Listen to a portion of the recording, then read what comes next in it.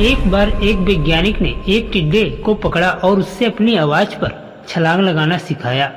वैज्ञानिक टिड्डे से कहता, कूदो टिड्डा। उसकी आवाज सुनते ही जोर से छलांग लगा देता। अब वह वैज्ञानिक था तो प्रयोग करना बनता ही था। उन्होंने टिड्डे की छलांग पर प्रयोग किया। वैज्ञानिक ने उसकी एक टांग तोड़ दी और फिर बोला, कूदो। अब टिड्डे की छलांग की दूरी कम हो गई। वैज्ञानिक ने उसकी दूसरी टांग तोड़ दी और फिर बोला, कूदो। टिड्डे की छलांग और कम हो गई। अब तोड़ी गई उसकी तीसरी टांग, फिर छलांग की दूरी और कम हो गई। एक एक करके बेचारे टिड्डे की सारी टांगें तोड़ दी गई। अब आखिरी टांग टूटने पर जब उससे कहा गया कूदो तो वह हिल भी नहीं पाया। अब वैज्ञानिक ने अपना निष्कर्ष अपनी डायरी में लिखा। जानते हो उसने क्या लिखा?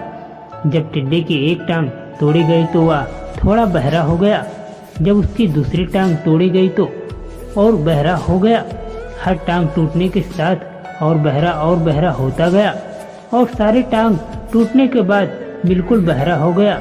अब जोर जोर से चिल्लाने का भी उस पर कोई असर नहीं हुआ। वो तो अपनी जगह से हिला तक नहीं। छलांग लगाना तो दूर की बात थी। इस कहानी को सुनकर सभी को ऐसा ही लग रहा है ना कि क्या मूर्ख वैज्ञानिक था। इतनी सीधी सी बात उसे समझ में नहीं आई।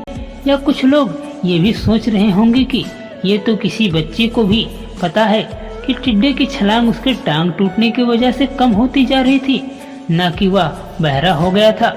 दोस्तों, हम सभी जीवन में कई बार ऐसे ही मूर्ख बन जाते हैं। कई बार जीवन में दो घटनाएं एक साथ ही ऐसे घटती है कि उनका एक दूसरे से कोई संबंध होता ही नहीं, फिर भी ऐसा लगता है कि गहरा संबंध है। कभी कभी दिखता कुछ और है लेकिन समझ कुछ और आता है और वास्तव में होता कुछ और है।